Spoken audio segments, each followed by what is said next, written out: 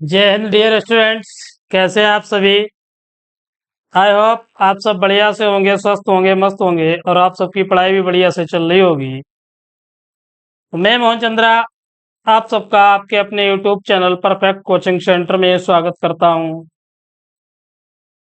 आज के इस वीडियो में हम जो आपकी कक्षा 10 की भौतिक विज्ञान है उसमें जो आपका चैप्टर विद्युत धारा, तो पिछले वीडियो में हमने आपको विद्युत धारा, विद्युत आवेश, विद्युत विभव और प्रतिरोध, इन सभी के बारे में हमने बताया था। आज के इस वीडियो में जो आपका टॉपिक रहेगा कि प्रतिरोध में प्रयुक्त होने वाले पद और फिर वे कारक जिन पर चालक का प्रतिरोध निर्भर करता है, और उसके साथ ही साथ हम धारा के जो छोटे मात्रक हैं मिली एम्पियर और विभव के जो छोटे मात्रक हैं उन सभी का अध्ययन, और अंत में हम जो आपका मोस्ट इम्पोर्टेंट टॉपिक है ओम का नियम। तो चलिए आज के वीडियो की शुरुआत करते हैं।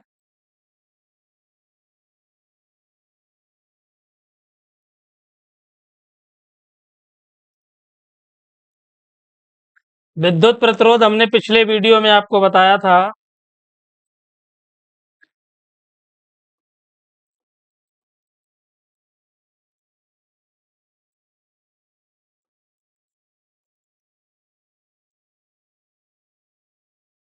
तो आज जो टॉपिक है हमारा प्रतिरोध में प्रयुक्त होने वाले पद। तो प्रतिरोध में प्रयुक्त होने वाले पद सर्वप्रथम है आपका प्रतिरोधक। प्रतिरोधक, इसके अलावा परिवर्ती प्रतिरोध, चालक, अर्धचालक, अचालक, ये सभी प्रतिरोध में प्रयुक्त होते हैं। इन सभी पदों को हम प्रतिरोध में प्रयुक्त करते हैं। तो जो आपका प्रतिरोधक है, शुरुआत प्रतिरोधक से होगी, रजिस्टर से। तो प्रतिरोधक लिखा है आपका कि वह अवयव जो किसी विद्युत परिपथ में धारा प्रवाह को रोकता है। जो हमारा कोई परिपथ है उसमें क्या हो रहा है, करंट फ्लो, धारा का प्रवाह हो रहा है, उसका जो विरोध करेगा कि कोई हमारे पास परिपथ है, घर में देखे ही है आपने कि पंखा है, लाइट है, बल्ब है या टीवी है, फ्रिज है, कूलर है, इन सभी के लिए एक परिपथ होता है विद्युत धारा के लिए। तो जो विद्युत, उसमें क्या होता है कि विद्युत का प्रवाह होता है, तो उसी प्रवाह को जो रोकता है उसी को हम बोलते हैं प्रतिरोधक। जो धारा के प्रवाह में अवरोध उत्पन्न करे, धारा के प्रवाह में अवरोध उत्पन्न करे, उसे क्या बोलेंगे हम, प्रतिरोधक। तो यही लिखा है, देखिए डेफिनेशन में आप, कि वह अवयव जो किसी विद्युत परिपथ में धारा प्रवाह को रोकता है या धारा के प्रवाह में अवरोध उत्पन्न करता है, प्रतिरोधक कहलाता है।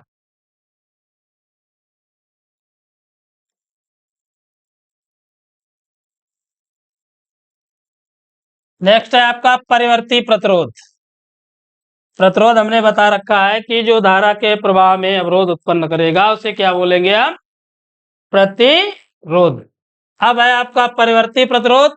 तो स्रोत की वोल्टता में बिना कोई परिवर्तन किए, जो आपका स्रोत है उसमें जो वोल्टेज है या वोल्टता है उसकी, उसमें बिना कोई परिवर्तन किए परिपथ की विद्युत धारा को नियंत्रित करने के लिए उपयोग में लिए जाने वाले अवयव को बोला जाता है परिवर्ती प्रतिरोध। स्टेपलाइजर में देखा होगा आपने कि जो बटन लगी होती है, तो लिखा है कि विद्युत धारा को परिवर्तित करने के लिए उपयोग किए जाने वाले अवयव को हम क्या बोलेंगे, परिवर्ती प्रतिरोध। जो स्टेपलाइजर में वोल्टेज अप और डाउन आप करते हैं उसमें क्या होता है कि करंट, जो विद्युत धारा है उसे हम कम या ज्यादा करते हैं। तो किसी विद्युत परिपथ में परिपथ के प्रतिरोध को परिवर्तित करने के लिए प्रायः एक युक्ति का प्रयोग करते हैं जिसे हम बोलते हैं धारा नियंत्रक। धारा नियंत्रक। अब धारा नियंत्रक क्या है कि जिससे हम धारा का नियंत्रण कर सकें कि हमें एक 10 एम्पियर चाहिए, 100 एम्पियर चाहिए या 500 एम्पियर चाहिए, तो उस धारा नियंत्रक की सहायता से हम कम या ज्यादा कर सकते हैं। नेक्स्ट है आपका चालक। तो चालक क्या है, पीछे क्लासों में भी आप पढ़ के आए हैं कि चालक क्या है।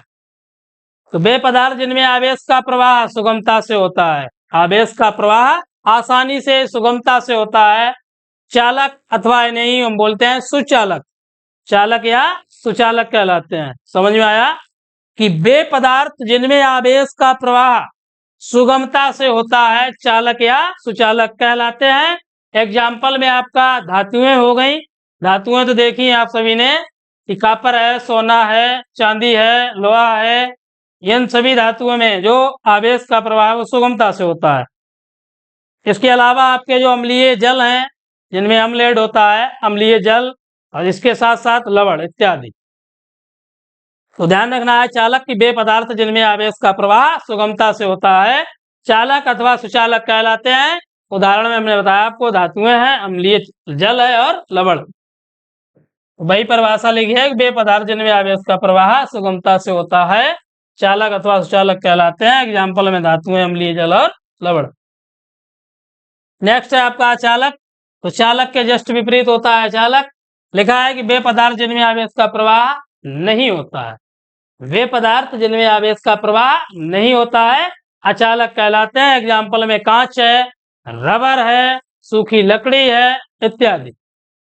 ध्यान रखना है अचालक क्या होता है कि वे पदार्थ जिनमें आवेश का प्रवाह नहीं होता है उन्हें क्या बोलेंगे हम, अचालक। एग्जाम्पल में बता रखा है कांच, रबर, सूखी लकड़ी आदि। नेक्स्ट है आपका सेमीकंडक्टर, अर्धचालक।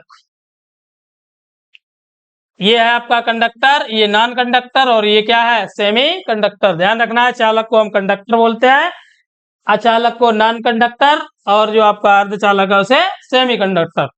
तो देखिए वे पदार्थ जो सामान्य अवस्था में आवेश का प्रवाह नहीं करते, वे पदार्थ जो सामान्य अवस्था में आवेश का प्रवाह नहीं करते लेकिन पदार्थ का ताप बढ़ाने पर आवेश का प्रवाह करते हैं।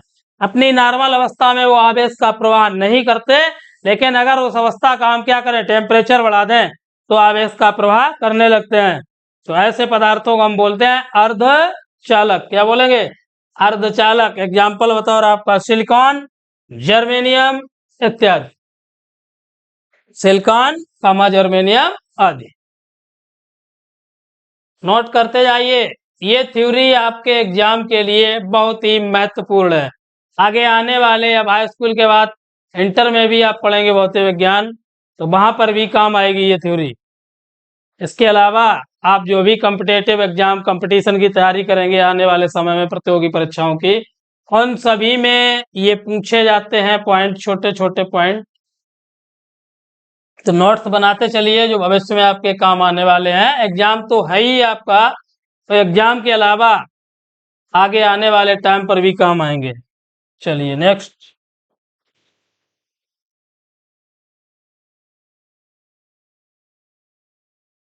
देख रहे हैं स्क्रीन पे आप, लिखा है वे कारक जिन पर किसी चालक का प्रतिरोध निर्भर करता है।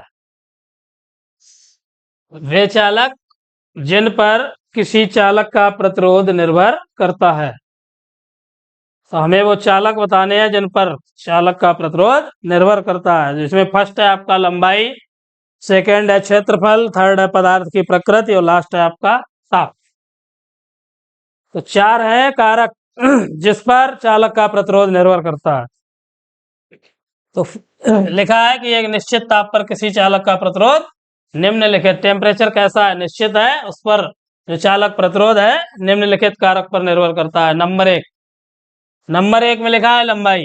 अब लंबाई हमने देखिए कि किसी चालक तार का प्रतिरोध आर फॉर रेजिस्टेंस, ठीक है, प्रतिरोध आर, चालक की लंबाई एल, स्मॉल एल लिखी है, तो चालक की लंबाई एल के अनुक्रमानुपाती होता है, अर्थात आर अनुक्रमानुपाती एल। तो जो आपका चालक तार का प्रतिरोध जो होगा स्मॉल आर, वो कैपिटल आर, कामा चालक की लंबाई एल के अनुक्रमानुपाती। अनुक्रमानुपाती का मतलब कि लंबाई को बढ़ाएंगे तो आपका क्या बढ़ेगा, प्रतिरोध। क्या बढ़ेगा, प्रतिरोध बढ़ेगा, या प्रतिरोध बढ़ाएंगे तो क्या बढ़ेगा, लंबाई बढ़ेगी। दोनों एक दूसरे के कैसे अनुक्रमानुपाती हैं। तो ध्यान रखना है कि किसी चालक तार का प्रतिरोध चालक तार की लंबाई के अनुक्रमानुपाती होता है, अर्थात आर अनुक्रमानुपाती एल।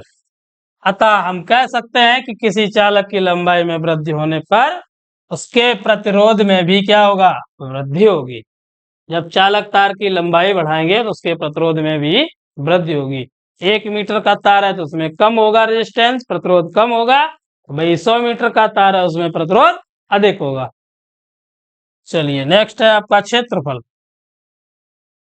अब क्षेत्रफल देखिए, किसी चालक का विद्युत प्रतिरोध उसके क्षेत्रफल ए के व्युत्क्रमानुपाती होता है। प्रतिरोध हमारे पास कैपिटल आर और एरिया ए कैपिटल ए। तो जो आपका चालक तार का विद्युत प्रतिरोध है वो क्षेत्रफल ए के व्युत्क्रमानुपाती होता है। कैसा होता है, क्षेत्रफल ए के व्युत्क्रमानुपाती, अर्थात आर व्युत्क्रमानुपाती 1/a। अब व्युत्क्रमानुपाती यहाँ पर क्या था, समानुपाती या अनुक्रमानुपाती। अब कैसा आपका व्युत्क्रमानुपाती, अब व्युत्क्रमानुपाती का मतलब एक दूसरे के विपरीत, अपोजिट। तो यहाँ पे देखिए क्या था लिखा है कि हम कह सकते हैं कि किसी चालक के क्षेत्रफल में वृद्धि करने पर उसके प्रतिरोध में उतनी ही कमी हो जाएगी। तो अगर हम चालक तार के क्षेत्रफल का विस्तार करेंगे या वृद्धि करेंगे तो उसका जो प्रतिरोध होगा वो कैसा हो जाएगा, कम। तो जितना मोटा तार होगा उतना ही प्रतिरोध कम होगा। ध्यान रखना है, लिखा है कि किसी चालक के क्षेत्रफल में वृद्धि करने पर उसके प्रतिरोध में उतनी ही कमी हो जाती है। तो हम क्षेत्रफल में वृद्धि करेंगे तो किस में कमी होगी, प्रतिरोध में कमी होगी। चलिए नेक्स्ट पॉइंट देखते हैं क्या है।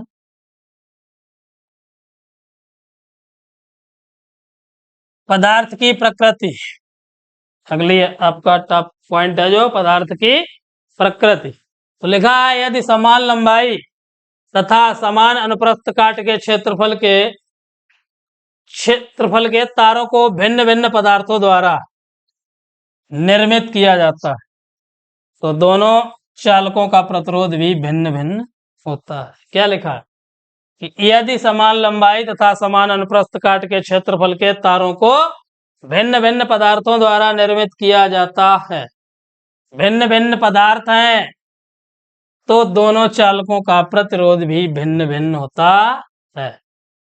समझ में आया पॉइंट, कि समान लंबाई तथा समान अनुप्रस्थ काट के क्षेत्रफल, लंबाई भी कैसी है हमारे पास समान है, क्षेत्रफल भी कैसा है समान। तो भिन्न भिन्न पदार्थ द्वारा, अगर अलग अलग पदार्थों द्वारा हम तारों को निर्मित करते हैं तो दोनों चालक तारों का प्रतिरोध कैसा होगा, भिन्न भिन्न होगा। नेक्स्ट पॉइंट है ताप, टेम्परेचर। तो किसी भी चालक तार का प्रतिरोध ताप के अनुक्रमानुपाती होता है। ये ध्यान रखना है, बढ़िया पॉइंट है कि किसी भी चालक तार का प्रतिरोध ताप के अनुक्रमानुपाती होता है, अर्थात किसी चालक का ताप बढ़ाने पर प्रतिरोध में भी वृद्धि होगी। अगर हम चालक तार का प्रतिरोध बढ़ाएंगे, चालक तार का जब प्रतिरोध बढ़ाएंगे तो उसके जो प्रतिरोध है उसमें भी वृद्धि होगी। ध्यान रखना है ये पॉइंट आपको कि अगर हम किसी चालक तार का प्रतिरोध, लिखा है ताप के व्युत्क्रमानुपाती, प्रतिरोध कैसा है, ताप के व्युत्क्रमानुपाती है, अर्थात किसी चालक का ताप बढ़ाने पर, और जब हम चालक का ताप बढ़ाएंगे तो उसके प्रतिरोध में भी क्या होगी, वृद्धि होगी। चलिए नेक्स्ट अगला टॉपिक है, इंपॉर्टेंट टॉपिक है विशिष्ट प्रतिरोध।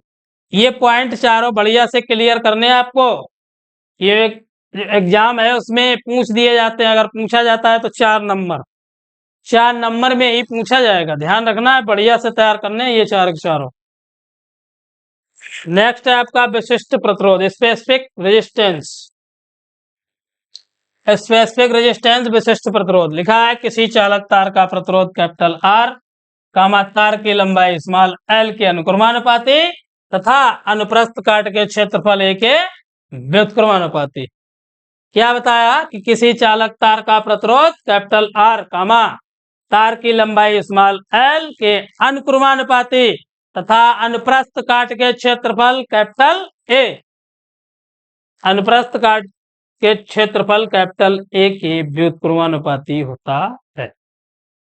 क्या बताया हमने कि किसी चालक तार का प्रतिरोध कैपिटल आर कामा चालक तार की लंबाई स्मॉल एल के अनुक्रमानुपाती तथा अनुप्रस्थ काट के क्षेत्रफल ए के व्युत्क्रमानुपाती होता है।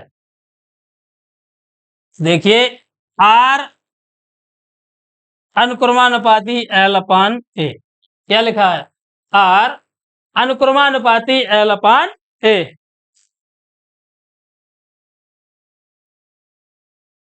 या ये अनुक्रमानुपाती का चिन्ह हटाने के बाद हमने एक कांस्टेंट ले लिया यहाँ रो, तो आर बराबर हो गया आपका रो एल अपान ए, जहां रो क्या है आपका एक नियतांक है, जहां लिखा है नीचे, जहां रो एक नियतांक है जिसे हम क्या नाम देते हैं, विशिष्ट प्रतिरोध या प्रतिरोधकता। रो को क्या नाम दिया गया है, विशिष्ट प्रतिरोध, इसे रो बोलते हैं, रो ऐसा लिख लेना आप, विशिष्ट प्रतिरोध या प्रतिरोधकता कहते हैं, और इसका मात्रक ओम मीटर होता है। ध्यान रखना है मात्रक क्या है, ओम मीटर। तो विशिष्ट प्रतिरोध का मात्रक भी पूछ लेता है कभी कभी एक नंबर में बहुविकल्पीय प्रश्न के रूप में कि विशिष्ट प्रतिरोध का मात्रक क्या है, तो विशिष्ट प्रतिरोध का मात्रक ध्यान रखना है ओम मीटर।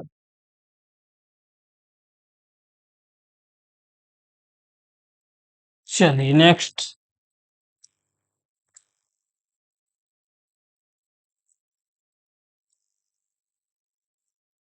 मोस्ट इंपॉर्टेंट टॉपिक है आपका ओम का नियम, अति महत्वपूर्ण एग्जाम की दृष्टि से, बढ़िया से इसे आप तैयार करेंगे। क्या लिखा है देखिए, ओम के नियम के अनुसार, ओम जो है एक वैज्ञानिक, ओम के नियम के अनुसार किसी धातु के तार में प्रवाहित होने वाली विद्युत धारा स्मॉल आई, किसी धातु के तार में प्रवाहित होने वाली विद्युत धारा आई, उस तार के सिरों पर उत्पन्न विभवांतर वी। क्या बताया हमने कि किसी धातु के तार में प्रवाहित होने वाली धारा आई, कामा उस तार के सिरों पर उत्पन्न विभवांतर कैपिटल वी, यूवी वाली है, वी के अनुक्रमानुपाती होती है, जबकि तार का ताप निश्चित हो। कंडीशन लगी है, तार का ताप कैसा होना चाहिए, निश्चित होना चाहिए। अर्थात दूसरे शब्दों में देखिए कि जब किसी चालक का ताप तथा अन्य भौतिक अवस्थाएं क्या है, लंबाई है, क्षेत्रफल आदि नहीं बदलती, तो उसके सिरों पर लगाए गए विभवांतर वी व उसमें बहने वाली धारा आई का अनुपात नियत रहता है।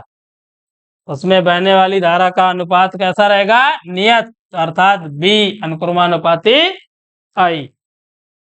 या अनुक्रमानुपाती का चिन्ह हटाने के बाद एक कांस्टेंट ले लेते हैं स्मॉल, वो कैपिटल आर, तो बी बराबर हो जाएगा आई आर, जहां आर क्या है आपका, आर एक नियतांक है, क्या है, आर एक नियतांक है।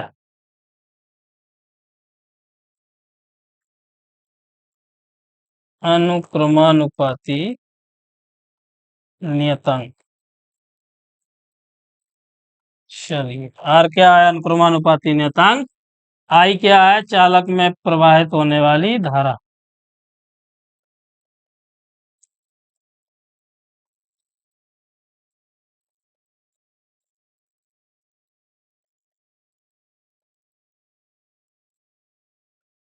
और क्या बचा है, आर, आर का है प्रतिरोध, आर क्या है, प्रतिरोध। चल, तो सूत्र ध्यान रखना है, बी बराबर आई आर, या यहाँ से बी अपान आई भी निकल आएगा आपका, B upon I equal to capital R, ये भी तो ध्यान रखना है, बी अनुक्रमानुपाती आई या बी बराबर आई आर, जहाँ आर आपका क्या है, नियत अनुक्रमानुपाती नियतांक, सॉरी यहाँ पर भी आर ही लिख दिया हमने, वी लिखना चाहिए था हमें, बी जो विद्युत विभवांतर, विभवांतर, विद्युत विभवांतर।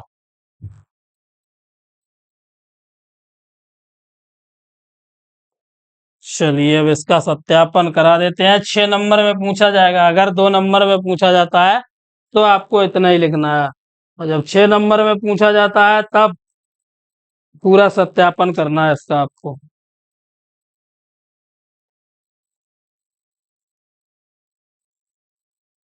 चलिए सत्यापन के लिए देखिए, एक परिपथ बनाना पड़ेगा हमें।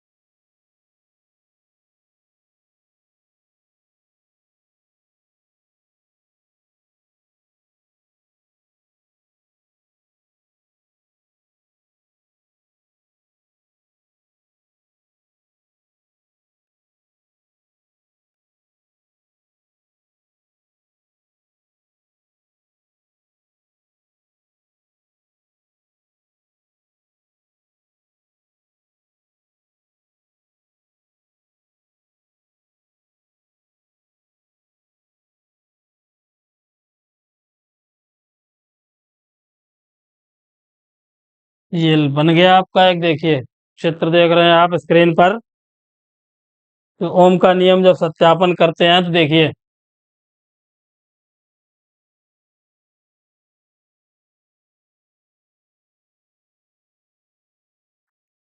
क्या क्या है हमारे पास। एक बैटरी है, धारा नियंत्रक है, अमीटर है, वोल्ट मीटर है, और एक प्रतिरोध बॉक्स। तो इन सभी को हम कैसा एक श्रेणी क्रम में व्यवस्थित करेंगे। इन सभी को कैसे श्रेणी क्रम में व्यवस्थित करेंगे। ध्यान रखना है क्या क्या है। बैटरी है, मीटर है, वोल्ट मीटर है, प्रतिरोध बॉक्स है, और धारा नियंत्रक। इन सभी को परिपथ के अनुसार देख रहे हैं आप। ये परिपथ जो है आपका वो श्रेणी क्रम में है। किसमें है? श्रेणी क्रम में है। अब देखिए प्रतिरोध के जो है प्रतिरोध, इसके सिरों के मध्य हमने क्या लगा रखा है? Volt meter. वोल्ट मीटर ध्यान रखना है। वोल्ट मीटर से क्या हम विभव माप करेंगे, और मीटर जो है धारा माप करेंगे। मीटर से धारा माप करेंगे और वोल्ट मीटर से विभव की माप करेंगे। और जो आपका धारा नियंत्रक है, इससे हम धारा का नियंत्रण करेंगे कि 10 एम्पियर चाहिए या 5 एम्पियर चाहिए या 2 एम्पियर चाहिए। तो चलिए देखिए अब क्या करेंगे। अब इसके संयोजन के लिए तो सत्यापित करने हैं तो एक बैटरी, एमीटर, धारा नियंत्रक तथा प्रतिरोध को परिपथ के आरेख अनुसार श्रेणी क्रम में जोड़ते हैं तथा प्रतिरोध तार के सिरों के मध्य एक वोल्ट मीटर, प्रतिरोध तार के सिरों के मध्य एक वोल्ट मीटर लगाते हैं। अब परिपथ में कुंजी के दे देते हैं ऐसे नाम। परिपथ में कुंजी के लगाते ही धारा प्रवाहित होती है। अब जैसे ही ये कुंजी हम ऐड करेंगे, यहाँ पे बटन तो देखे ही आपने, घर में जो चटकनी बोलते हो आप, उसी को बोला जाता है कुंजी। तो जैसे ही हम कुंजी ऑन करेंगे तो वैसे ही परिपथ में क्या होगा? धारा प्रवाहित होने लगेगी। और जब परिपथ में धारा प्रवाहित होने लगेगी तो धारा आई का मान हम एमीटर से पढ़ेंगे। किससे? एमीटर से पढ़ेंगे। तथा प्रतिरोध के सिरों का विभवांतर किससे पढ़ेंगे? ये लिखा है वोल्ट मीटर से। प्रतिरोध के सिरों का विभवांतर वोल्ट मीटर से पढ़ेंगे। यदि धारा नियंत्रक द्वारा धारा के मान को बढ़ाया जाता है, अब हम धारा नियंत्रक के द्वारा धारा के मान को कम या ज्यादा करते हैं। अभी 2 एम्पियर मानना कि 2 एम्पियर है, 2 के बाद हमें क्या करनी है? हमने 4। तो इसके माध्यम से हम कितनी कर सकते हैं? 4 एम्पियर कर सकते हैं। तो धारा के मान को बढ़ाया जाता है। तो अगर धारा बढ़ेगी तो आपका जो वोल्ट मीटर है ये भी बढ़ेगा। ये ध्यान रखना है कि धारा अगर 2 से 4 एम्पियर कर रहे हैं तो आपका वोल्ट मीटर जो वो विभवांतर भी बढ़ाएगा।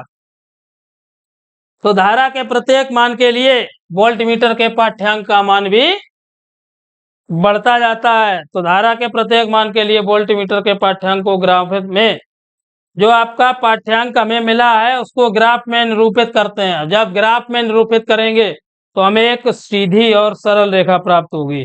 तो ये हमने बताया कि जैसे ही परिपथ में कुंजी के दबाएंगे वैसे ही परिपथ में धारा प्रवाहित होने लगेगी। तो धारा का मान हम अमीटर की सहायता से पढ़ेंगे और जो आपका विभवांतर है उसको वो वोल्टमीटर की सहायता से पढ़ेंगे। अब धारा का मान अगर कम ज्यादा करना है तो जैसे 2 के बजाय हमें 4 करना है तो आपका वोल्टमीटर का भी पाठ्यांक बढ़ जाएगा। अब अंत में जो निष्कर्ष निकलता है, अगर हम विभवांतर बी और धारा आई के मध्य के ग्राफ प्लॉट करें, ग्राफ खींचे, तो उसमें एक हमें सीधी और सरल रेखा प्राप्त होती है। कैसी? सीधी और सरल रेखा प्राप्त होती है। इससे ओम के नियम का सत्यापन होता है। देखिए ये ग्राफ बना देते हैं यहाँ पे। इसके मध्य हमने बताया धारा और विभव के मध्य।